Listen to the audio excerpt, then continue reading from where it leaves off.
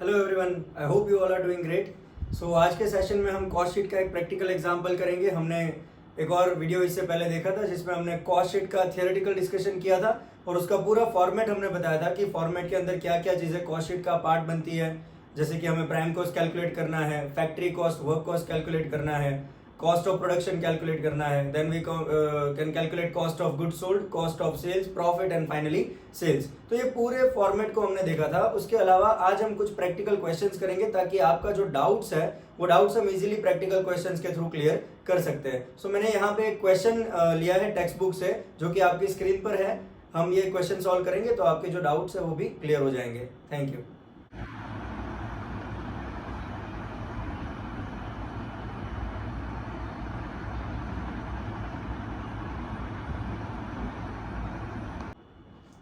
Alright, so let's quickly go through the question first. So question is on your screen. The PET Chemicals company supplies you the following details from its cost records. Stock of raw material on 31st September 2012 is given 75,000. Stock of raw material on 30th September 2012 is given 91,500. So this is nothing but opening stock of raw material and closing stock of raw material, जिसका आप direct material का जो value है उसको calculate करने में हम use कर सकते हैं। Then there is direct wages. अच्छा, डायरेक्ट वेजेस भी प्राइम कॉस्ट कैलकुलेट करने में यूज होगा। Indirect wages will become a part of your factory overheads. Then there is sales, जो कि आपका फाइनल अल्टीमेट आंसर होता है कॉस्ट शीट का। सेल्स दिया हुआ है 2 lakh rupees. Work in progress on सितंबर 1 2012 28,000, वो opening stock of work in progress दिया है। Work in progress on 30th September 2012, that is closing stock of work in progress. New purchase of raw material, ये भी आप prime cost के अंदर calculate करेंगे, opening stock में ऐड करेंगे परचेज ऑफ रॉ मटेरियल को। Factory rent, rates and power, factory का खर्चा है, क्लियरली दिया हुआ है तो फैक्ट्री ओवरहेड्स का पार्ट बनेगा। Depreciation of plant and machinery, so that again comes to factory overheads. Expense on purchases, आपने कुछ रॉ मटेरियल जो नया परचेज किया है उसको परचेज करते वक्त आपने कुछ एडिशनल एक्सपेंस किया है, so that also becomes a part of purchase itself, तो परचेज में ही उस एक्सपेंस को हम ऐड कर देंगे। कैरेज आउटवर्ड, अब कैरेज आउटवर्ड एक सेलिंग एंड डिस्ट्रीब्यूशन का खर्चा है जहां पे आप आपके गुड्स जो है वो फैक्ट्री या शोरूम से कस्टमर तक पहुंचाते हो तो उसको हम कैरेज आउटवर्ड कहते हैं। तो जब तक ये सेल के बाद की एक्टिविटी है इसलिए हम इसको सेलिंग एंड डिस्ट्रीब्यूशन के अंदर ऐड करेंगे। Advertising, again advertising is an selling and distribution expense. Office rent and taxes is an office overhead. Travellers wages and commission, तो travellers wages that is nothing but salesman को जो आपने wages और commission दिया है, so that again becomes a part of selling and distribution overheads. Stock of finished goods on September 1 2012, that is 54,000. Stock of finished goods on 30th September 2012, that is closing stock of finished goods, 31,000 is given. Prepare a cost sheet giving the maximum possible breakup of cost and profit. We are supposed to form a cost sheet out of this information. तो सबसे पहले हम यहाँ पे देख लेते हैं, दो डेट्स आपको दिए हैं क्वेश्चन के अंदर। पहला डेट है आपको दिया है दैट इज 1 सितंबर 2012। तो 1 सितंबर 2012 की जो भी इंफॉर्मेशन होगी वो आपके लिए इंफॉर्मेशन होगी किसकी? ओपनिंग की इंफॉर्मेशन होगी। उसके अलावा एक और डेट आपको क्वेश्चन में दिया है that is 30th September 2012, 30th September 2012। तो 30 सितंबर की जो भी इंफॉर्मेशन है वो हमारे लिए होगी क्लोजिंग इंफॉर्मेशन, क्योंकि आपका मंथ जो है वो 1 सितंबर को स्टार्ट हुआ था। यहाँ पे जो भी इंफॉर्मेशन होगा वो ओपनिंग स्टॉक का इंफॉर्मेशन होगा। 30th सितंबर को आपका मंथ एंड हुआ है, यहाँ पे जो इंफॉर्मेशन होगा वो क्लोजिंग स्टॉक का इंफॉर्मेशन होगा। So will go through format first. अब हमें पता है कि डायरेक्ट मटेरियल हमें दिया नहीं है क्वेश्चन के अंदर, डायरेक्ट मटेरियल को हमें कैलकुलेट करना पड़ेगा। डायरेक्ट मटेरियल कैलकुलेट करने की फॉर्मूला मैंने कॉस्ट शीट के अंदर बताई थी, that is opening stock of raw material, opening stock of raw material. मैंने कॉस्ट शीट दो पार्ट में बनाई है क्योंकि यहाँ पे इनफ स्पेस अवेलेबल नहीं है, so I will continue second part from here. Opening stock of raw material plus purchase, आपने कुछ नया रॉ मटेरियल भी यहाँ पे परचेज किया है, उसके अलावा आपने परचेज के ऊपर एडिशनल एक्सपेंस किया है तो वो भी परचेज का पार्ट बन जाएगा। तो हम परचेज एक्सपेंस इसमें ऐड कर देंगे, एक्सपेंस ऑन परचेज। और दिया है हमें क्लोजिंग स्टॉक, तो माइनस कर देंगे closing stock of raw material. तो ये फॉर्मूला हमने फॉर्मेट के टाइम पे डिस्कस किया था। आपके पास अगर देखो क्वेश्चन के अंदर सारी चीजें अवेलेबल है। Stock of raw material on 1 सितंबर 2012, रॉ मटेरियल का ओपनिंग स्टॉक आपको क्वेश्चन में दिया है 75,000 रुपीज। प्लस परचेजेस, उसके अलावा आपने एडिशनल रॉ मटेरियल परचेज किया, क्योंकि आपका जो प्रोडक्शन का काम है वो सिर्फ रॉ मटेरियल से कंप्लीट नहीं हो सकता है, इसलिए आपको एडिशनल मटेरियल जो है वो परचेज करना पड़ता है। तो हम मटेरियल यहाँ पे ऐड कर देंगे 66,000। क्या उसके अलावा आपने परचेज के एक्सपेंस किए हैं? हाँ किए हैं, 1500 rupees, so will add it up 1500। और आपको दिया है closing stock, that is stock of raw material on 30th September 2012। Raw material का क्लोजिंग स्टॉक दिया है आपको, दैट इज 91,500। तो अगर आप कैलकुलेट करोगे value of material consume, cost of material consume, आपने कितने रुपए का मटेरियल उस पर्टिकुलर मंथ में कंज्यूम किया, सो if you will make the calculations, the answer will B 51,000। 51,000 का रॉ मटेरियल आपका कॉस्ट हो जाएगा।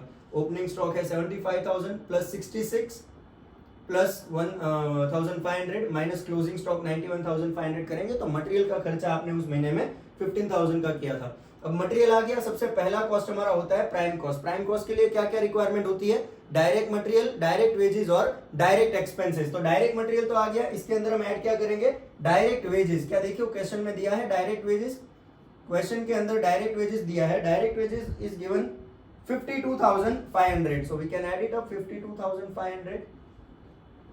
Direct wages is given. क्या कोई और डायरेक्ट खर्चा दिया है?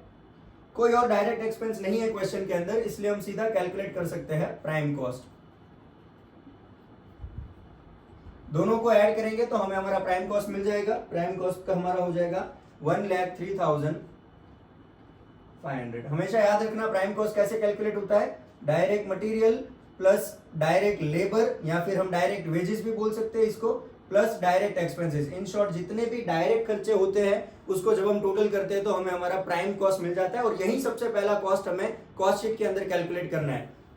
उसके बाद नेक्स्ट आता है, हम प्राइम कॉस्ट के अंदर क्या ऐड करते हैं? हम ऐड करते हैं फैक्ट्री ओवरहेड्स। सारे फैक्ट्री के खर्चे हम ऐड कर देते हैं।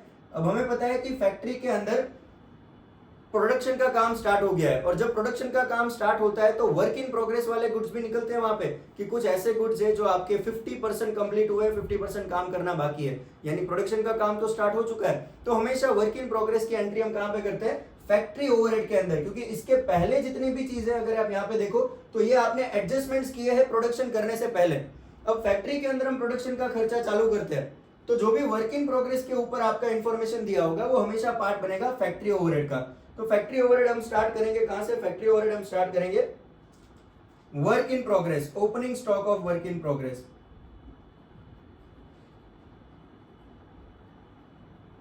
Opening stock of work in progress. इसके अलावा क्या कोई और ओवरहेड्स दिए हैं? तो फैक्ट्री ओवरहेड में अगर आप देखो इनडायरेक्ट वेजेस, इनडायरेक्ट वेजेस एक फैक्ट्री ओवरहेड का खर्चा है, so will add up indirect wages. Opening stock of raw material कितना दिया है? Opening stock of raw material if you see in the question, work in progress on 1 सितंबर 2012, that is 28,000, 28,000 रुपए आपको दिया है। Indirect wages, indirect wages is given 2,750 rupees. Then next comes, उसके अलावा कोई और फैक्ट्री का खर्चा है? Factory rent, rates and power. Again factory rent, rates and power भी फैक्ट्री ओवरहेड होता है। Factory rent, rates and power. So factory rent, rate और पावर आपको दिया है 15,000, 15,000 रुपए। उसके अलावा कोई और फैक्ट्री का खर्चा है? Depreciation of plant and machinery. Depreciation of plant and machinery हम क्यों यहाँ पे रिकॉर्ड करते हैं? क्योंकि प्लांट एंड मशीनरी फैक्ट्री के अंदर रखे जाते हैं जहां पे प्रोडक्शन का काम होता है। तो प्लांट और मशीनरी आप प्रोडक्शन के लिए यूज करते हो, वो फैक्ट्री के अंदर रखा जाता है, इसलिए इसके ऊपर किया गया कोई भी खर्चा फैक्ट्री ओवरहेड का खर्चा होता है। वो दिया है 3,500। अब इतने खर्चे हो गए। अब एक और चीज बच गई यहाँ पे, वो है माइनस करेंगे इसमें से closing stock of work in progress. Closing stock of work in progress जो 30 सितंबर 2012 को आपका क्लोजिंग स्टॉक दिया है वर्क इन प्रोग्रेस का, वो है 35,000। माइनस कर देंगे 35,000, 35,000 माइनस कर देंगे तो हमें मिल जाएगा हमारा दूसरा कॉस्ट, जिसे हम कहते हैं फैक्ट्री कॉस्ट या work cost, work cost. Manufacturing cost भी इसे कह सकते हैं, फैक्ट्री कॉस्ट, वर्क कॉस्ट और मैन्युफैक्चरिंग कॉस्ट। तो हमें फैक्ट्री कॉस्ट मिल गया। अब हमें पता है फैक्ट्री कॉस्ट के अंदर हम क्या ऐड करते हैं? Office and admin overheads.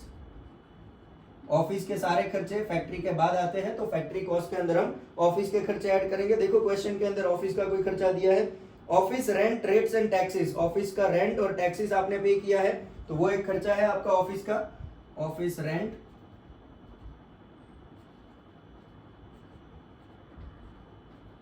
Rates and taxes. कितना दिया है office rent rates and taxes, that is 2500। Work cost का कैलकुलेशन अगर आप ये इसका कैलकुलेशन करोगे तो आपका वर्क कॉस्ट आएगा 1,17,750, 1,17,750 आपका वर्क कॉस्ट आएगा। ऑफिस का खर्चा हम office rent and taxes add करेंगे 2,500। अब इसके अलावा कोई और ऑफिस का खर्चा दिया है, if you look at the question, इसके अलावा कोई और ऑफिस का एक्सपेंस नहीं है, तो हम डायरेक्टली कौन सा कॉस्ट कैलकुलेट करेंगे, तीसरा कॉस्ट कैलकुलेट करेंगे, that is cost of production. Cost of production, cost of production कितना हो जाएगा 1,17,750 plus office admin overhead 2,500, so that will be 1,20,250, 1,20,250। अब कॉस्ट ऑफ प्रोडक्शन हो गया। अब हमारा देखो हम तीन चीजों का एडजस्टमेंट यहाँ पे करते हैं, एक होता है रॉ मटेरियल, एक होता है वर्क इन प्रोग्रेस और एक होता है फिनिश गुड्स। रॉ मटेरियल का एंट्री तो हमने कर दिया है, ऑलरेडी एडजस्ट कर दिया है, यहाँ पे आपका opening stock of raw material आ गया, closing stock of raw material आ गया। वर्क इन प्रोग्रेस हमने ले लिया है फैक्ट्री ओवरहेड के अंदर, opening stock of work in progress, closing stock of work in progress.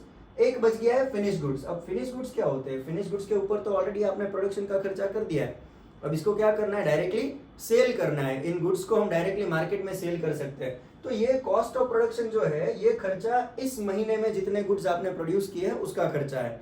उसके अलावा आपके पास और इंफॉर्मेशन है। कॉस्ट ऑफ प्रोडक्शन में हम क्या करते हैं, ऐड करते हैं opening stock of work in progress, sorry finish goods, opening stock of finish goods minus करते हैं closing stock of finish goods. हम इस महीने की कॉस्ट शीट कैलकुलेट कर रहे हैं, इस महीने का खर्चा हमें कैलकुलेट करना है। अगर आप देखो opening stock of finish goods, opening stock of finish goods क्या होता है, ये तो पिछले महीने के फिनिश गुड्स है, तो पिछले महीने इसका खर्चा हो गया होगा, तो वो खर्चा तो भी हमें यहाँ पे ऐड करना होगा कॉस्ट ऑफ प्रोडक्शन के अंदर। ये पुराने जो फिनिश गुड्स है इसके ऊपर भी प्रोडक्शन का खर्चा आपने किया है, तो हमारा अभी का जो प्रोडक्शन है 1,20,250, उसके अलावा opening stock of finish goods, अभी जो आपके पास ओपनिंग स्टॉक पड़ा है पिछले महीने का, उसके ऊपर भी आपने खर्चा तो किया है, इसको सेल भी तो करना है। प्रायोरिटी अगर आप देखो तो पुराने जो स्टॉक है उसको पहले प्रायोरिटी दी जाएगी सेल करने के लिए, तो इन गुड्स को भी आगे आपको सेल करना है। तो कॉस्ट ऑफ प्रोडक्शन में हम opening stock of finish goods को ऐड करते हैं, दैट इज गिवन 54,000, माइनस करते हैं closing stock of finish goods, क्योंकि इस साल का इस महीने का बचा हुआ जो फिनिश गुड्स है वो आप अभी सेल थोड़ी कर रहे हो, क्लोजिंग स्टॉक है यानी बचा हुआ है, ये अभी भी पड़ा हुआ है स्टॉक, सेल नहीं कर रहे हैं हम अभी इसे, तो हम इसे यहां से क्या कर देंगे, माइनस कर देंगे। इसका अमाउंट दिया आपको 31,000। ये दोनों का ट्रीटमेंट हम करेंगे तो हमें फाइनली मिलेगा cost of goods sold. So cost of goods sold, अगर आप इसका कैलकुलेशन आगे करोगे तो आपको कॉस्ट ऑफ गुड्स सोल्ड मिलेगा, दैट इज 1,43,250। अब इसके बाद तो इजी है, एक ओवरहेड हमारा जो ऐड करना है, selling and distribution overhead. Cost of goods sold के अंदर हमें सेलिंग एंड डिस्ट्रीब्यूशन ऐड करना है। अभी अगर आप देखो यहां से कॉस्ट ऑफ गुड्स सोल्ड तक का जो खर्चा है वो प्रोडक्शन का खर्चा है, गुड्स बनाए कितने में है। कॉस्ट ऑफ गुड्स सोल्ड के नीचे जो भी खर्चा है वो सारा खर्चा क्या होगा, उसको सेल करने का खर्चा कितना हुआ है, तो प्रोडक्शन के बाद सेलिंग के खर्चे में ऐड करना है। अगर आप देखो खर्चा दिया है कैरेज आउटवर्ड का, हमने पहले ही बता दिया था कैरेज आउटवर्ड आपका सेलिंग एंड डिस्ट्रीब्यूशन ओवरहेड है, तो हम यहाँ पे ऐड करेंगे 1,000 रुपीज। इसके अलावा कोई और सेलिंग का खर्चा है, एडवर्टाइजिंग का खर्चा है, सेलिंग का advertising is given how much, so advertising if you see in the question it is given 5,000 and then last is given travellers wages. So travellers wages are given 6,500, तो वो भी हमारा एक सेलिंग का खर्चा है, स्टार्टिंग में ही एक्सप्लेन कर दिया था। इसका अगर हम फाइनल आंसर निकालेंगे तो हमें हमारा नेक्स्ट टाइप का कॉस्ट मिल जाएगा, that is cost of sales. इसको हम ट्रीटमेंट करेंगे, आगे ये सारी चीजें ऐड कर देंगे तो हमारा आंसर होगा 1,55,750। अब यहाँ के नीचे तो एक इक्वेशन है सिंपल सा, कॉस्ट प्रॉफिट और सेल्स। कॉस्ट मिल गया हमें, अब क्या करना है, प्रॉफिट निकालना है। यहाँ लॉस भी हो सकता है, जरूरी नहीं है प्रॉफिट ही हो।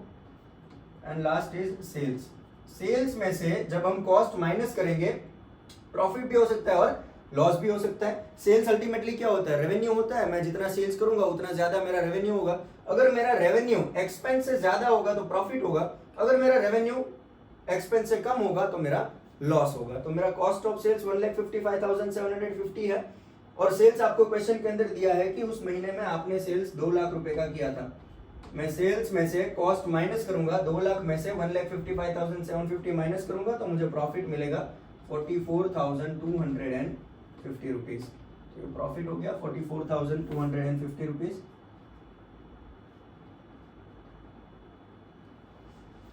सो that is how we calculate the example of cost sheet. बहुत ही सिंपल है, ये इतनी चीजें हमें कैलकुलेट करनी है।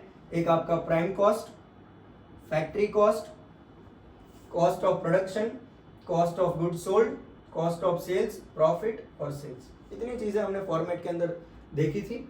एक डिटेल क्वेश्चन मैंने करवाया है एक, जहां पे आपको डायरेक्ट मटेरियल भी कैलकुलेट करना पड़ा है, आपके पास वर्क इन प्रोग्रेस भी दिया है, आपके पास फिनिश गुड्स भी दिया हुआ है। तो पूरा जितना कैलकुलेशन हम कॉस्ट शीट के अंदर हमें करना होता है वो सारा कैलकुलेशन अभी हमारे पास अवेलेबल है इस क्वेश्चन के अंदर।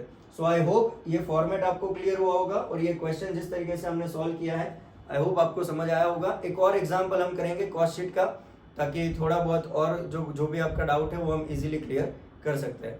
Thank you.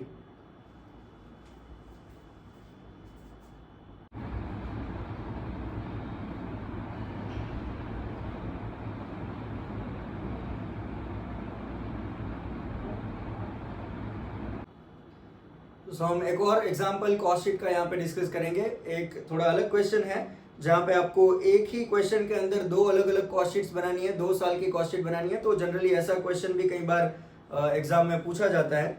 आई होप आपने कॉस्ट शीट फॉर्मेट और एक प्रैक्टिकल एग्जाम्पल ऑलरेडी देखा है जो मेरे प्रीवियस वीडियो में अवेलेबल है। अगर नहीं देखा है तो प्लीज पहले जाके फॉर्मेट और कंसेप्ट क्लियर करिए, तो आपको पता चलेगा कि कॉस्ट शीट में क्या क्या चीजें आती है और हम कैसे इस क्वेश्चन को सॉल्व कर सकते हैं।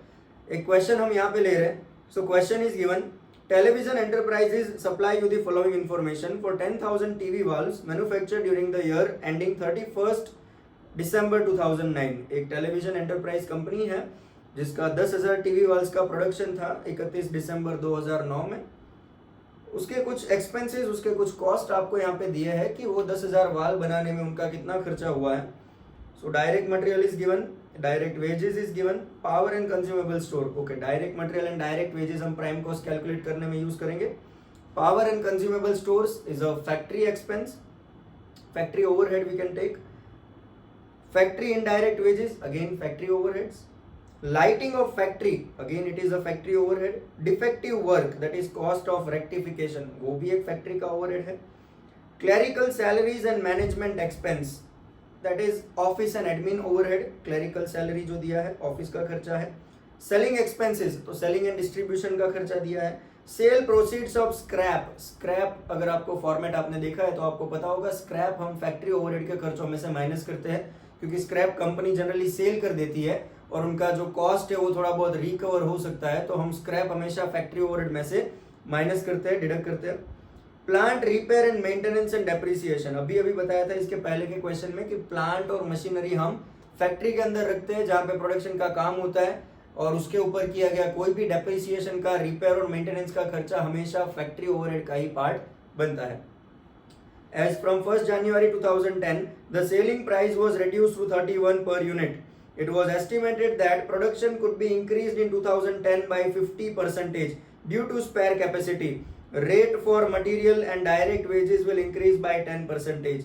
You are required to prepare a cost sheet for the year 2009 showing various elements of cost per unit and estimated cost and profit statement for 2010. Assuming that 15,000 units will be produced and sold during the year and factory overheads will be recovered as a percentage of direct wages and office and selling expenses as a percentage of work cost. तो एक question में दिया है कि 2009 का आपका 10,000 TV valves का production है, तो पहली कॉस्ट शीट आपको 2009 की बनानी है फॉर 10,000 यूनिट्स। उसके बाद क्वेश्चन में बोला है कि 2010 में इनका प्रोडक्शन जो है इन 2010 प्रोडक्शन विल इंक्रीज बाय 50%, 50% से इंक्रीज हो जाएगा इनका प्रोडक्शन। तो 2009 में अगर 10,000 यूनिट्स का प्रोडक्शन हुआ है, हम प्लस कर दे 50%, 10,000 का 50% कितना होता है 5,000, तो 15,000 का प्रोडक्शन 2010 के अंदर हुआ है। तो दूसरा कॉस्ट शीट जो आपको एस्टिमेटेड कॉस्ट शीट बनाना है वो 15,000 यूनिट्स का बनाना है। ये यूनिट्स आपको कहाँ पे काम आएंगे, कॉस्ट पर यूनिट कैलकुलेट करने में, क्योंकि कॉस्ट पर यूनिट कैलकुलेट करने का फॉर्मूला क्या है, total cost divided by total units. Total cost divided by total units करेंगे तो कॉस्ट पर यूनिट मिलेगा। आपको क्वेश्चन के अंदर बोला है आपको कॉस्ट पर यूनिट भी निकालना है दोनों प्रोडक्शन के लिए। उसके बाद कहा है कि जो 2009 का प्रोडक्शन था उसके गुड्स आपने 31.6 पर यूनिट सेल किया है, यानी यहाँ पे सेलिंग प्राइस पर यूनिट दिया है 31.6, और बोला है कि 2010 में आपका सेलिंग प्राइस 31 हो जाएगा, यानी 0.6 उनका जो सेलिंग प्राइस है वो डिक्रीज हो रहा है, सेल्स जो है वो डिक्रीज हो रहा है पर यूनिट सेलिंग प्राइस। तो हमारा सेलिंग प्राइस पर यूनिट हो जाएगा 2010 में 31 रुपीज, जो है 2009 में 31.6। और बोला है कि production could be increase by 50%, rate of material and direct wages will increase by 10%। Material का खर्चा और वेजेस का खर्चा 2010 में 10% इंक्रीज हो जाएगा। ये एक और इंफॉर्मेशन अवेलेबल है। उसके अलावा बोला है factory overheads will be recovered as a percentage of direct wages. Factory का खर्चा आपको डायरेक्ट वेजेस का कुछ परसेंटेज लेना है, बट कितना परसेंटेज वो नहीं दिया है, इसके लिए हमें 2009 की कॉस्ट शीट को रिफर करना पड़ेगा। And office and selling expense as a percentage of work cost. Office और सेलिंग का खर्चा वर्क कॉस्ट का कुछ परसेंटेज लेना है, लेकिन कितना परसेंटेज वो नहीं दिया है, इसको कैलकुलेट करने के लिए हमें क्या चाहिए होगा, 2009 की कॉस्ट शीट से हमें ये इंफॉर्मेशन कैलकुलेट करना है। और एक इंफॉर्मेशन था आपका selling price in 2009 is 31.6 and selling price in 2010 is rupees 31। ये इतनी इंफॉर्मेशन क्वेश्चन में हमारे पास अवेलेबल है, इतनी इंफॉर्मेशन से हमें क्वेश्चन सॉल्व करना है। So let's start with solving the question for 2009 for 10,000 units of production first।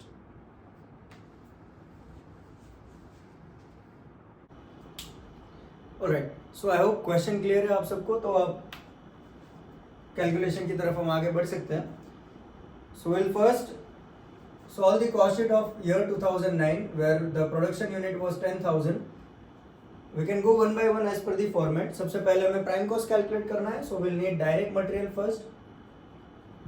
Is the direct material given in question?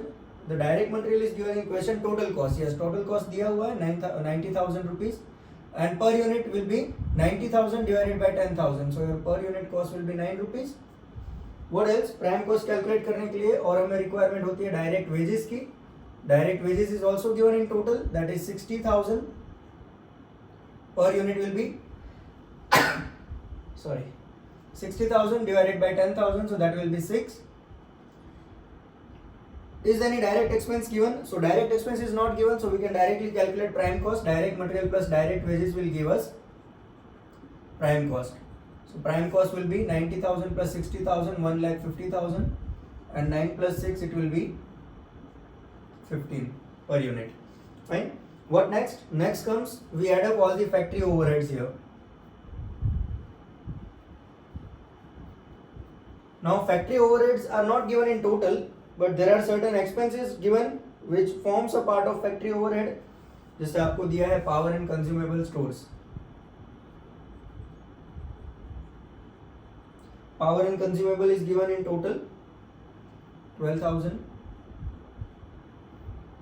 Factory indirect wages is given, again factory indirect wages भी आपका factory का खर्चा है। Factory indirect wages दिया है 15,000, तो ये भी एक फैक्ट्री का खर्चा हो जाएगा आपका। लाइटिंग ऑफ फैक्ट्री, जितने भी खर्चे फैक्ट्री के रिलेटेड है वो सारे आपके फैक्ट्री ओवरहेड का पार्ट बनेंगे। तो लाइटिंग ऑफ फैक्ट्री भी आपको दिया हुआ है, that is rupees 5,500। Then there is defective work. Defective work, कोई डिफेक्टिव वर्क किया है आपने, हमेशा याद रखना कि प्रोडक्शन का काम जो होता है वो फैक्ट्री के अंदर होता है और डिफेक्टिव वर्क तभी निकलता है जब प्रोडक्शन का काम हो रहा है, that is cost of rectification. तो हम इसको फैक्ट्री ओवरहेड का ही पार्ट कंसिडर करेंगे, that is also given ₹3000 defective work. Any other factory overhead is given. So if you see plant repair and maintenance, plant repair and maintenance अभी हमने discuss किया, plant repair और maintenance भी आपका factory का खर्चा हो जाएगा, plant repair and maintenance. So that is given ₹11,500, 11,500। And one more thing is given, आपको स्क्रैप दिया है। हम हमेशा स्क्रैप जो है वो फैक्ट्री ओवरहेड से माइनस करते हैं, सेल प्रोसीड्स ऑफ स्क्रैप। जो भी कंपनी का स्क्रैप निकलता है फैक्ट्री के अंदर, वो स्क्रैप हमेशा सेल कर दिया जाता है ताकि हम कॉस्ट रिकवर कर सके। तो स्क्रैप हम यहाँ से माइनस कर देंगे 2000। आप यहाँ पे पर यूनिट निकाल सकते हो, हर एक कॉस्ट को 10,000 से डिवाइड कर देना है। That will B 1.2, 1.5, 0.55, 0.30, 1.15 and 0.2. Sorry, it will be yes 0.2. तो अब यहाँ पे हम नेक्स्ट कॉस्ट कैलकुलेट कर सकते हैं, that is factory cost. So if we will calculate 1,50,000 plus 12,000 plus 15,000 plus 5,500 plus 3,000 plus 11,500 minus 2,000, your cost will come somewhere around 1,95,000 divided by 10,000 will do, it will be 19.5 per unit will be 19.5। आप इसका adjustment करोगे, treatment करोगे इस cost के अंदर, तो आपका factory cost 1,95,000 आएगा। अब फैक्ट्री कॉस्ट के अंदर हम क्या ऐड करते हैं, हम फैक्ट्री कॉस्ट के अंदर ऐड करते हैं ऑफिस एंड एडमिन ओवरहेड्स। दूसरे टाइप के ओवरहेड्स हमारे ऑफिस एंड एडमिन ओवरहेड। और देखना है ऑफिस का कोई खर्चा दिया है क्या। तो if you see clerical salaries and management expense, clerical salary और मैनेजमेंट एक्सपेंस दिया है। क्लरिकल सैलरी हमारा ऑफिस का पार्ट बनता है। Clerical salaries is given in question, if you see it is 33,500। Factory cost and clerical salaries, you will get what? Cost of production. Cost of production will be 2,28,500. 2,28,500. After cost of production, we generally have the adjustment of opening stock of finished goods. But हमारे question के अंदर हमें कोई भी opening stock या closing stock दिया नहीं है कॉस्ट ऑफ प्रोडक्शन के बाद, तो हम फिनिश गुड्स का कोई भी एडजस्टमेंट यहाँ पे नहीं करेंगे। डायरेक्टली हम क्या कैलकुलेट करेंगे, cost of goods sold, cost of goods sold. तो जब तक आपके पास ओपनिंग स्टॉक में कुछ नहीं है, क्लोजिंग स्टॉक में कुछ नहीं है, जो आपका कॉस्ट ऑफ प्रोडक्शन है वही आपका कॉस्ट ऑफ गुड्स सोल्ड बन जाएगा 2,28,500 and here it will be 22.85, here also same 22.85. Done. Now after cost of goods sold we add what? Selling and distribution overheads. Selling and distribution overheads. If you see selling का खर्चा आपको दिया है 5,500, तो selling expense will add up here 5,500, 0.55. What will get? Cost of sales. इन दोनों को add करेंगे, आपका कॉस्ट ऑफ सेल्स हो जाएगा 2,34,000 and here it will B 23.40। अब कॉस्ट ऑफ सेल्स के बाद प्रॉफिट और सेल्स, तो प्रॉफिट लिख लेंगे यहाँ पे और लास्ट हो जाएगा हमारा sales. If you see selling price per unit दिया है, 2009 का सेलिंग प्राइस पर यूनिट कितना है 31.6 is given selling price per unit, और टोटल यूनिट्स कितने हमारे 10,000 multiplied by 31.6, so it will be 3,16,000. Your sales will be 3,16,000, per unit will be 31.60, and if you will deduct cost of sales from sales, आपका जो profit है वो हो जाएगा 82,000 rupees, 8.2 per unit. 3,16,000 में से आप कॉस्ट माइनस करोगे 2,34,000, तो आपका प्रॉफिट हो जाएगा 82,000, और पर यूनिट आप डिवाइड बाय 10,000 करके निकाल सकते हो। अब यही 2009 की कॉस्ट शीट को रेफरेंस लेके हमें 2010 की जो कॉस्ट शीट है उसको प्रिपेयर करना है। So if you see same format हमें फॉलो करना है, बस कुछ चीजों में यहाँ पे डिफरेंस है, जैसे कि आपका सेलिंग प्राइस पर यूनिट 2010 में 31 रुपीज हो जाएगा, यानी 15,000 मल्टीप्लाइड बाई 31 करना पड़ेगा। उसके अलावा बोला है कि आपका प्रोडक्शन इंक्रीज हो गया है, 10,000 के बदले अब प्रोडक्शन कितना हो रहा है, 10,000 का प्रोडक्शन प्लस 50% इंक्रीज हो गया है कैपेसिटी के साथ, तो अब आपका प्रोडक्शन 15,000 यूनिट का होगा।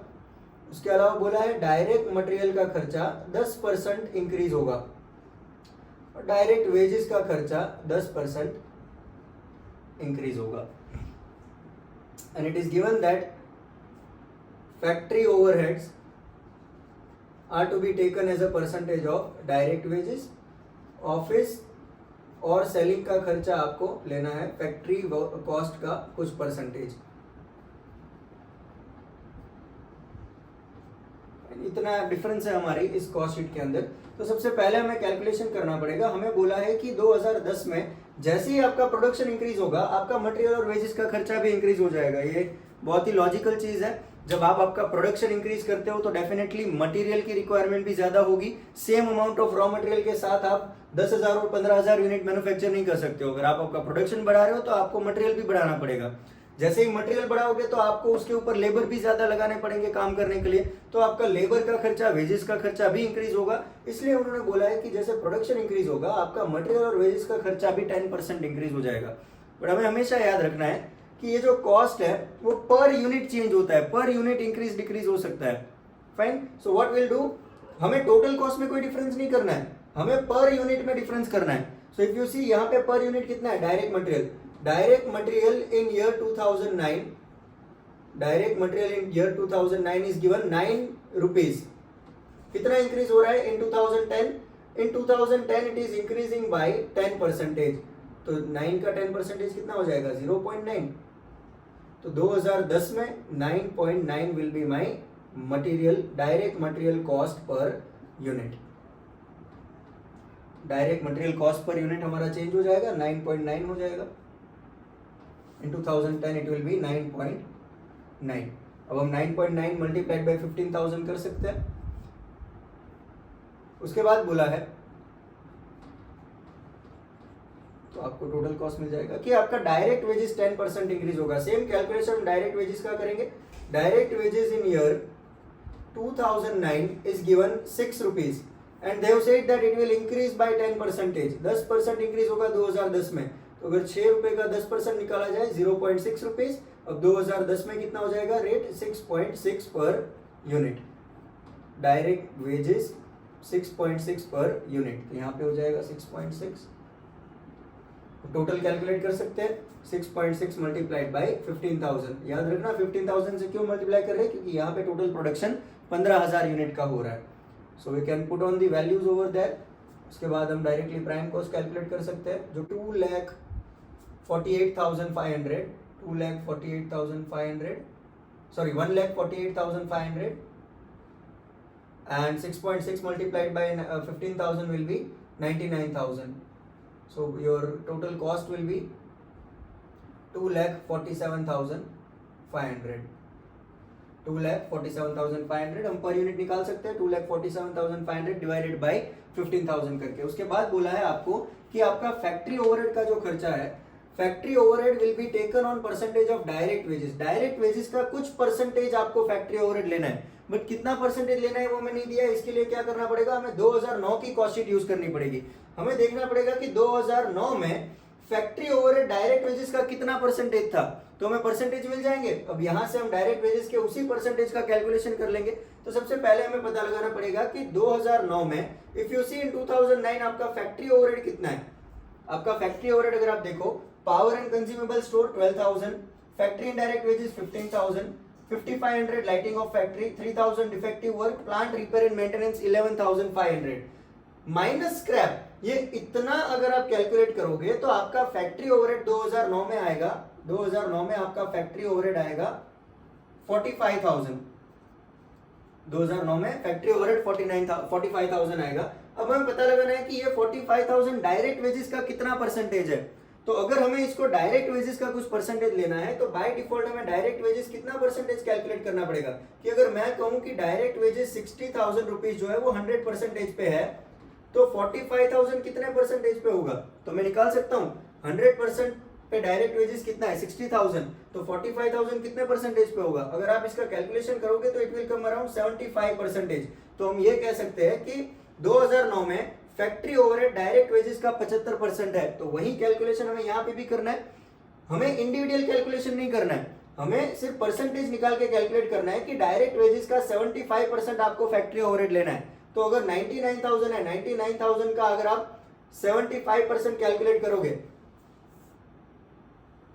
तो डायरेक्टली आपको फैक्ट्री ओवरहेड मिल जाएगा and that calculation will be around 74250. So that calculation will be 74250.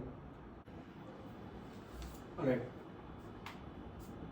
So इन दोनों का अगर हम टोटल करेंगे prime cost plus factory cost तो हमारा आंसर जो है दैट विल बी, हमारा फैक्ट्री कॉस्ट आया 74250. Now we can add up both of them, हमें इंडिविजुअली कैलकुलेट करने की जरूरत नहीं है क्योंकि हमने ऑलरेडी कैलकुलेट कर दिया है। तो हमारा फैक्ट्री कॉस्ट आ जाएगा, हमारा फैक्ट्री कॉस्ट कितना आ जाएगा, फैक्ट्री कॉस्ट विल बी 321,750 हमारा फैक्ट्री कॉस्ट हो जाएगा। अगर आपको पर यूनिट निकालना है हम हर एक को डिवाइड कर सकते हैं 15,000 से, so that will be 16.5 here and it will B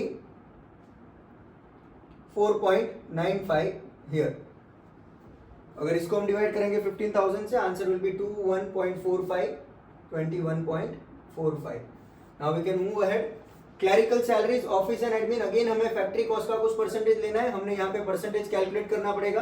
अगर आप देखो ऑफिस एंड एडमिन का खर्चा 2009 में दिया है 33,500, फैक्ट्री कॉस्ट दिया है 1,95,000। अब अगर मैं 100% कंसिडर करता हूँ फैक्ट्री कॉस्ट को तो ऑफिस का खर्चा उसका कितना परसेंटेज है, सो दैट विल बी 17.18%। अब हमें फैक्ट्री कॉस्ट का 17.18% निकालना है। अगर आप 17.18% निकालोगे फैक्ट्री कॉस्ट का दैट विल बी 55,277, सो ये 17.18% होगा आपके फैक्ट्री कॉस्ट का, इसका 17.18% होगा। इसका पर यूनिट हम निकाल सकते हैं, डिवाइड कर देंगे 15,000 से, सो 3.68 विल बी माय आंसर। दोनों को ऐड करेंगे हमें कॉस्ट ऑफ प्रोडक्शन मिल जाएगा, कॉस्ट ऑफ प्रोडक्शन होगा मेरा 377,027 पर यूनिट निकाल देंगे, पर यूनिट हो जाएगा, डिवाइड कर देंगे 15,000 से या फिर दोनों को ऐड कर देंगे तो हमारा आंसर होगा 25.13। अब आगे यहाँ पे भी हमारे पास ओपनिंग स्टॉक या क्लोजिंग स्टॉक का कोई वैल्यूज नहीं है, हम directly cost of goods sold calculate कर सकते हैं। जो मेरा कॉस्ट ऑफ प्रोडक्शन है वही मेरा कॉस्ट ऑफ गुड्स सोल्ड होगा, 3,77,027 पर यूनिट 25.13। आगे बढ़ेंगे सेलिंग एंड डिस्ट्रीब्यूशन। अब हमें दिया है कि सेलिंग और डिस्ट्रीब्यूशन का खर्चा भी आपको फैक्ट्री कॉस्ट का कुछ परसेंटेज लेना है। तो हमें पहले तो 2009 की कॉस्ट शीट से देखना पड़ेगा कि जब मेरा सेलिंग का खर्चा 5,500 है तब वर्क कॉस्ट कितना है 1,95,000, तो हम परसेंटेज निकाल सकते हैं। आपको selling and distribution factory cost का कुछ परसेंटेज लेना है, तो सिमिलर कैलकुलेशन जो हमने यहाँ पे किया था कि 2009 में सेलिंग का खर्चा जो है, selling and distribution in 2009 was 5,500, factory cost was 1,95,000। So I can calculate कि अगर फैक्ट्री कॉस्ट 1,95,000 है 100% पे तो सेलिंग एंड डिस्ट्रीब्यूशन कॉस्ट कितना होगा, सो दैट विल बी 2.82%। अगर आप कैलकुलेट करोगे क्रॉस मल्टीप्लिकेशन से तो आंसर आएगा 2.82%। यानी आपको अब सेलिंग का कॉस्ट जो है वो 2.82% निकालना है, किसका, फैक्ट्री कॉस्ट का और वर्क कॉस्ट का। तो उसको अगर आप निकालोगे आपका आंसर होगा 9068। ये किसका परसेंटेज निकाला हमने, ये भी हमने फैक्ट्री और वर्क कॉस्ट का परसेंटेज निकाला। अगर आप पर यूनिट निकालोगे, डिवाइड करोगे 15,000 से, your answer will B 0.60। Now finally दोनों को ऐड करके हम कॉस्ट ऑफ सेल्स निकाल सकते हैं। कॉस्ट ऑफ सेल्स आपका आएगा 386095 पर यूनिट 25.73। अब सेल्स आपके पास है, सेल्स आपको बोला है सेलिंग प्राइस 2010 में कितना हो जाएगा, ₹31। तो 15,000 मल्टीप्लाइड बाय 31 अगर आप करोगे सो आंसर आपका आएगा 4,65,000। 4,65,000 पर यूनिट आपको दिया है 31। इसमें से माइनस करेंगे कॉस्ट को तो आपका प्रॉफिट आएगा 7,8,905। अगर आप पर यूनिट निकालोगे तो पर यूनिट होगा 5.27 समवेयर। दोनों को ऐड करेंगे तो आपका आंसर टैली हो जाएगा 31 रुपीज। तो ऐसे हम दो कॉस्ट शीट एक साथ आपको कई बार क्वेश्चन में पूछी जा सकती है। तो एक पहला कॉस्ट शीट बना के उसके रेफरेंस लेकर आपको सेकंड कॉस्ट शीट जो है वो बनाना है। आई होप आपका एग्जांपल क्लियर हो गया है। बहुत सारी इंफॉर्मेशन इसमें दी गई थी, हर एक इंफॉर्मेशन को समझना इक्वली इंपॉर्टेंट है। 10,000 यूनिट का प्रोडक्शन था, उस पर पहले हमने कॉस्ट शीट बना दी क्योंकि डेटा अवेलेबल था। उसके बाद 2010 की कॉस्ट शीट हमें बनानी थी, 9 की हमने बनाई थी। 2010 की कॉस्ट शीट बनानी थी 15,000 यूनिट पे। प्रोडक्शन आपका इंक्रीज हुआ तो मटेरियल और वेजेस भी इंक्रीज हुआ, तो पर यूनिट इंक्रीज हमने निकाला 10% पे, तो यहाँ पे पर यूनिट चेंज हो गया, मल्टीप्लाई कर दिया 15,000 से तो टोटल कॉस्ट मिल जाएगा। प्राइम कॉस्ट कैलकुलेट किया, फिर फैक्ट्री ओवरहेड आपको परसेंटेज के हिसाब से निकालना है, पर परसेंटेज दिए नहीं है तो उस केस में आपको 2009 की कॉस्ट शीट को यूज करना पड़ेगा, जहां पे हमने फैक्ट्री ओवरहेड डायरेक्ट वेजेस का कितना परसेंटेज है वो कैलकुलेट किया। कैसे कि भाई 2009 में आपका फैक्ट्री ओवरहेड कितना है, तो अगर आप इसको देखोगे फैक्ट्री ओवरहेड का टोटल निकालोगे तो वो होगा 45,000 और डायरेक्ट वेजेस कितना है 60,000। तो हमें ये देखना है कि अगर डायरेक्ट वेजेस 60,000 100% पे है तो उसका कितना परसेंटेज फैक्ट्री ओवरहेड होगा। तो 45,000 कितने परसेंटेज पे होगा 75% पे। अब हमें क्या करना है, यहाँ डायरेक्ट वेजेस 99,000 है, उसका 75% निकाल लेना है। 75% कितना होगा 74,250। तो आपको कॉस्ट ऑफ प्रोडक्शन मिलेगा। उसके बाद आपको ऐड करना है ऑफिस एंड एडमिन। अब ऑफिस एंड एडमिन भी 2010 में कितना होगा बोला नहीं है, कहा है कि आपको उसको वर्क कॉस्ट का कुछ परसेंटेज लेना है, पर कितना परसेंटेज। अगेन उसके लिए क्या करना पड़ेगा 2009 की कॉस्ट शीट देखनी पड़ेगी कि 2009 में ऑफिस और एडमिन का खर्चा कितना था 33,500। वही फैक्ट्री कॉस्ट कितना था 1,95,000। तो अगर मुझे उसका कुछ परसेंटेज निकालना है कि कितना परसेंटेज होगा, तो मैं 1,95,000 को क्या करूंगा 100% कंसिडर करूंगा, उसके सामने 33,500 कितना परसेंट होगा 17.18%। तो इसका 17.18% आप निकालोगे तो आपको आंसर मिलेगा। ऑफिस एंड एडमिन का खर्चा आपको मिल जाएगा कॉस्ट ऑफ प्रोडक्शन, दोनों को ऐड करोगे तो कॉस्ट ऑफ प्रोडक्शन ही आपका कॉस्ट ऑफ गुड्स सोल्ड होगा, क्योंकि फिनिश गुड्स का कोई एंट्री हमारे पास नहीं है। फिर selling and distribution again same तरीके से कैलकुलेट करना है कि फैक्ट्री कॉस्ट का कितना परसेंटेज सेलिंग एंड डिस्ट्रीब्यूशन का खर्चा है। आंसर आएगा 9068। टोटल निकालोगे कॉस्ट मिल जाएगा, प्रॉफिट सेल्स आपके पास ऑलरेडी है, माइनस करेंगे तो प्रॉफिट और लॉस का इंफॉर्मेशन भी आपको मिल जाएगा। तो ये एक एग्जांपल थोड़ा कॉम्प्लिकेटेड है, बट इसको समझना जरूरी है। आई होप इसको सॉल्व करने के बाद अब कोई भी कॉस्ट शीट का एग्जांपल अगर आपके सामने आएगा तो आप इजीली इसको सॉल्व कर पाओगे। Thank you.